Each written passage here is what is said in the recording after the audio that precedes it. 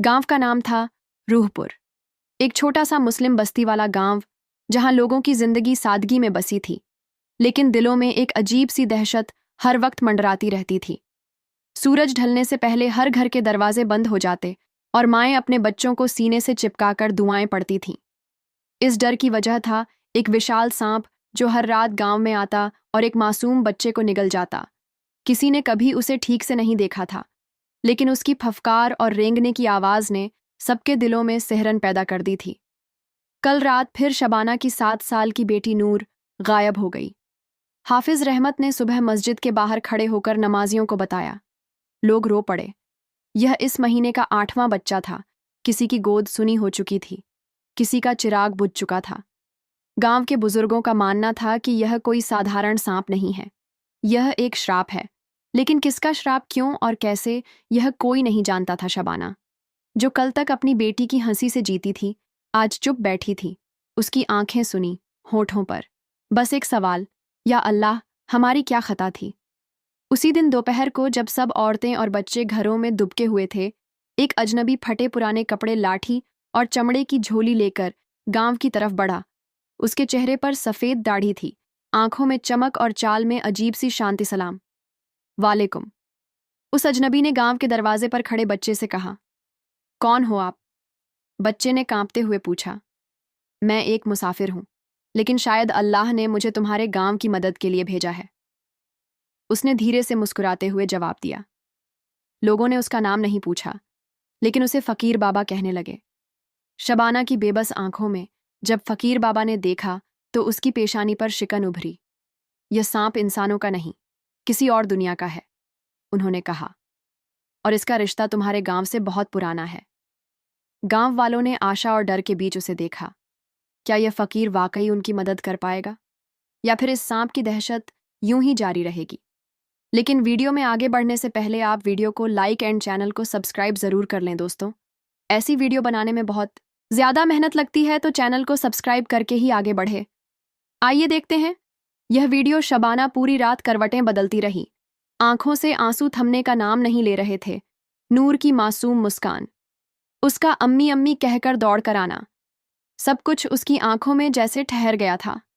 अचानक रात के तीसरे पहर जब पूरा गांव गहरी नींद में था, शबाना की आंखें किसी अजीब सिसकी से खुलीं। उसने अपनी चारपाई पर उठकर ध्यान लगाया। अम्मी, यह वही आवाज थी, वही नूर की मासूम आवाज। शबाना का दिल बैठ गया। उनके हाथ में कोई पुराना ताबीज चमक रहा था। वापस आजा बेटे, वो तेरी रूह को निगलने आया है। गड्ढे के अंदर से अचानक एक लंबा काला सांप बाहर आया। उसकी आंखें सुर्ख फन पर, अजीब सी आकृति, और उसकी फुफकार से जमीन तक कांप उठी। अय्यान पत्थर बनकर वहीं खड़ा रह गया। फकीर बाबा ने जमीन पर एक वृत्त बनाया, कुछ पढ़ा और उसे अयान के चारों ओर घेरा।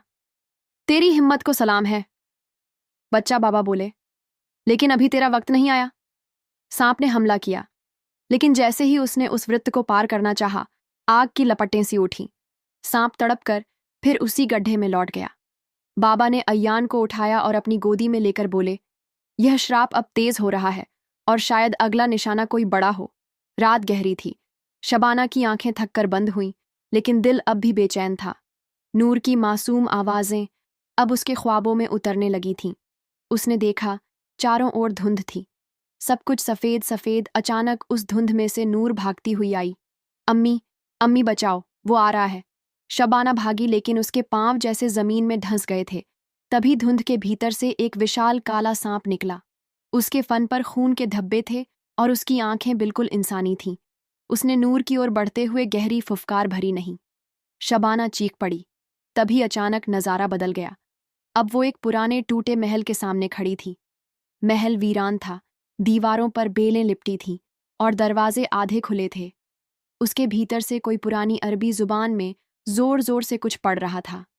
शबाना ने देखा, महल के अंदर एक बड़ा सा कमरा था, जिसमें जमीन के बीचों बीच एक सोने की पालकी रखी थी। उसके चारों ओर नागों की मूर्तियां थीं, और अचानक उस पालकी में से वही सांप उठा, लेकिन अब वो इंसान बन गया था, एक लंबा क्रूर चेहरा। और उसने कहा, मैं लौट आया हूं, और जब तक मेरी कुर्बानी पूरी नहीं होगी, ये गांव चैन से नहीं जी सकेगा। फिर उसकी आंखों में आग भड़क उठी, और तुम्हारा खून इस श्राप की चाबी है।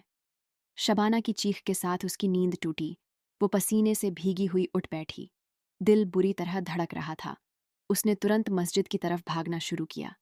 फकीर बाबा अब भी वहीं बैठे थे, आंखें बंद, लेकिन जैसे वह सब कुछ जानते हो। तुमने सपना देखा? बाबा ने बिना उसकी ओर देखे पूछा। शबाना कांपती आवाज में बोली, वो महल, वो इंसानी सांप। उसने कहा कि मेरा खून इस श्राप से जुड़ा है। अब फकीर बाबा ने आंखें खोली तो वो वक्त आ गया है। उन्होंने धीरे से कहा, अब तुम्हें वो सच जानना होगा जो तुम्हारी माँ ने भी तुमसे छुपा लिया था। शबाना फकीर बाबा के सामने जमीन पर बैठी थी, सांसें उखड़ी हुई थीं, उसका सपना, उसका डर, और अब बाबा की आंखों में जो गहराई थी, सब कुछ जैसे किसी अंधेरे कुएं में उतरने को कह रहा था। बाबा ने धीरे से कहा, जिस महल को तुमने सपने में देखा वो यहीं है। शबाना चौंक गई। कहाँ? यहीं, इसी मस्जिद के नीचे। पर वह महल अब मिट्टी में दफन है, पत्थरों में कैद है, और उसके भीतर एक राज्य है जिसे कभी बाहर नहीं आना था। शबाना की आंखों में सवाल थे। बाबा ने सिर झुकाकर बोलना शुरू किया। आज से 100 साल पहले जब यह गांव सिर्फ झोपड़ियों का एक टोला था, तब यहाँ एक जादूगर सुल्तान आता था।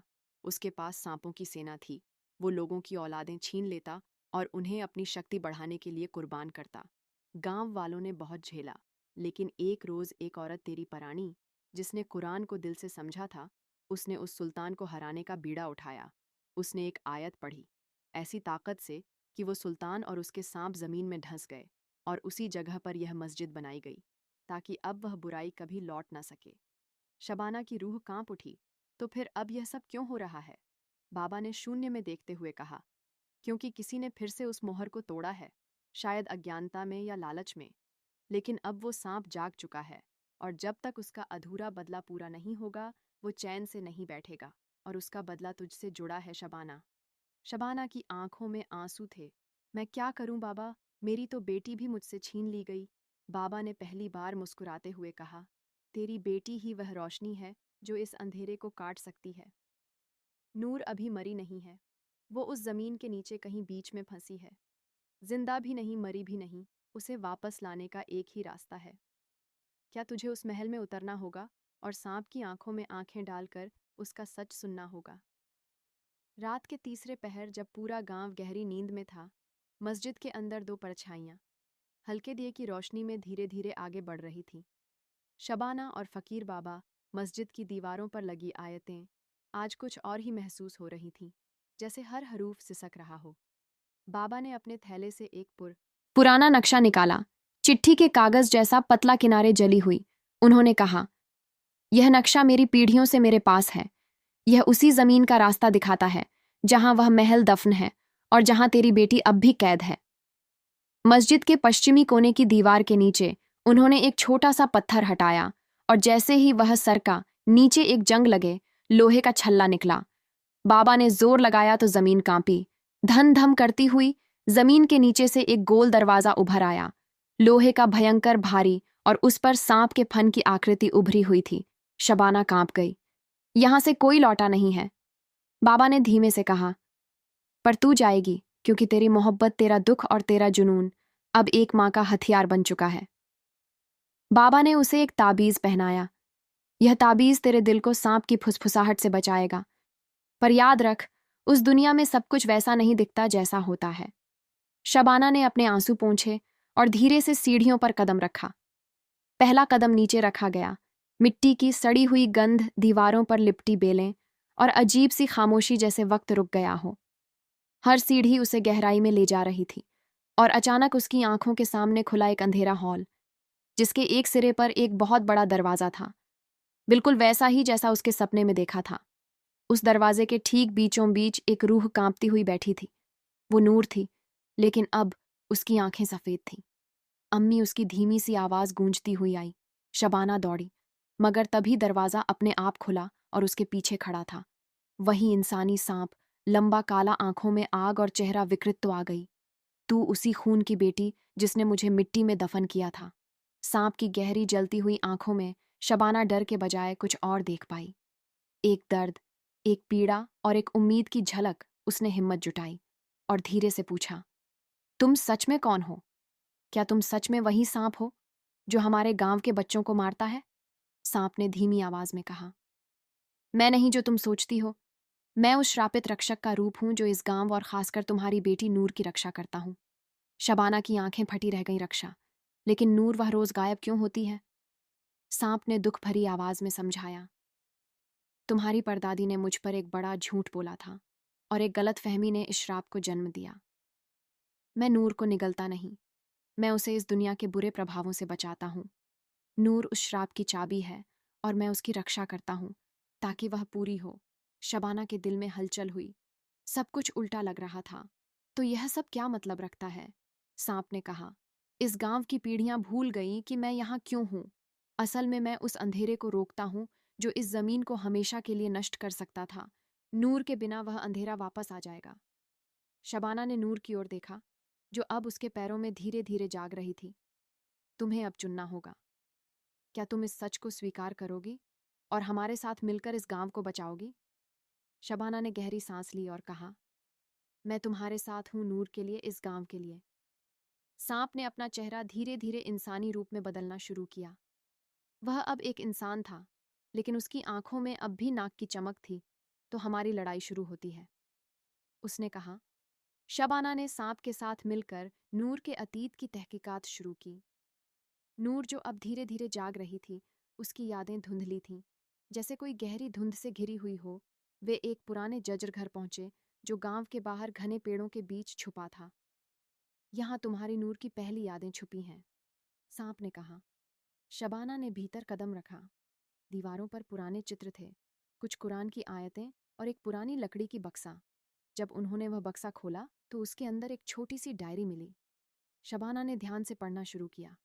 वह नूर की थी। डायरी में लिखी बातें सुनसान और दर्द से भरी थीं।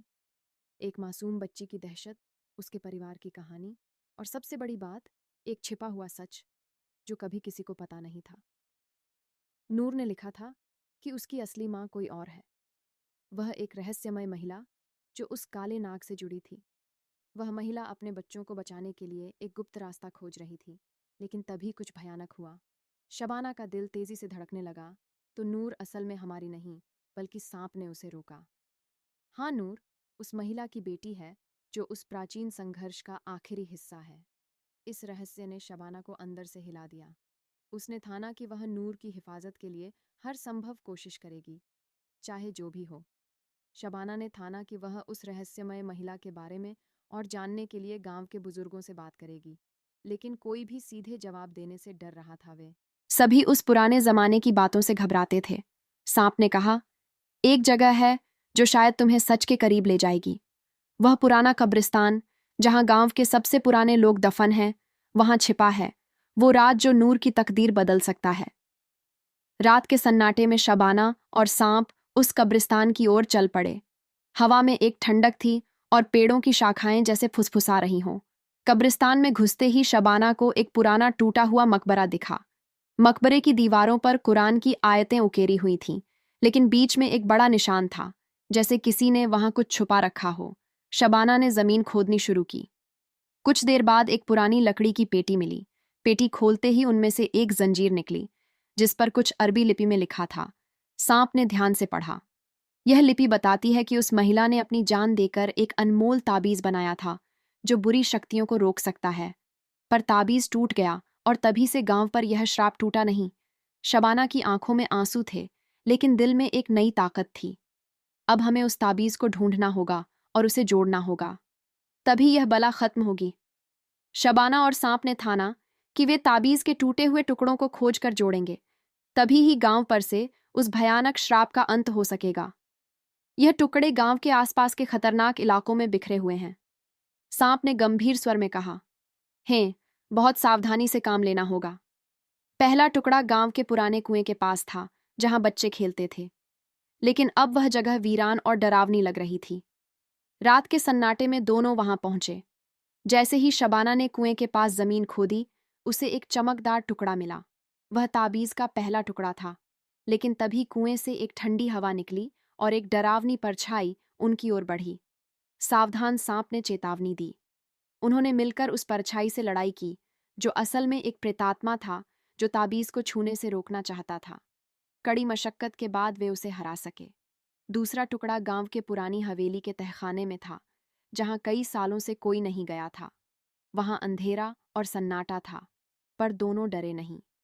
हर टुकड़ा मिलते ही शबाना और सांप की हिम्मत और विश्वास बढ़ता गया। वे जानते थे कि यह टुकड़े मिलकर गांव को उस भयानक बला से बचाएंगे। शबाना और सांप जब ताबीज के टुकड़ों की तलाश में थे, तो गांव के कुछ लोग भी उनके साथ जुड़ने लगे। लोगों के चेहरे में उम्मीद की चमक लौट आई थी।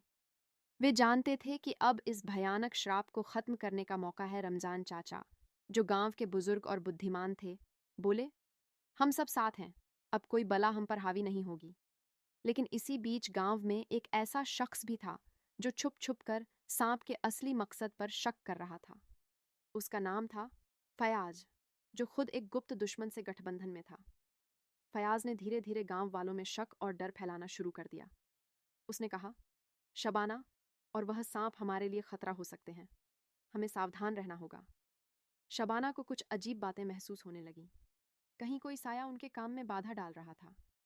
एक रात जब वे ताबीज के अंतिम टुकड़े की खोज में थे, फयाज ने उनकी योजना लीक कर दी और दुश्मनों ने उन पर अचानक हमला कर दिया। झूठ, धोखा और विश्वासघात ने शबाना और गांव वालों को गहरा झटका दिया। गांव में सब कुछ अंधकारमय हो गया था। फयाज की साजिशों ने लोगों के दिलों में शक और डर बो दिया था, लेकिन शबाना के दिल में हिम्मत और उम्मीद की लौ जल रही थी। एक शाम उसने गांव के सभी लोगों को इकट्ठा किया। उसकी आवाज़ में दृढ़ता थी। हम सब भाई बहन हैं और हमें एक दूसरे पर भरोसा रखना होगा। फयाज ने हमारे बीच जो दरार डाली है, उसे अब खत्म करना होगा। फयाज ने झूठ और छल के साथ लोगों को बहकाने की कोशिश की, लेकिन शबाना ने ठोस सबूतों के साथ उसकी सच्चाई सबके सामने रख दी। यह देखो, शबाना ने कहा, और फयाज के दुश्मनों से मिली संदिग्ध चिट्ठियां सबके सामने रख दी। फयाज हमारी दुश्मनी को मजबूत करने का हिस्सा है। गांव वाले एकजुट हुए और फयाज को अपने गलत रास्ते का एहसास दिलाया।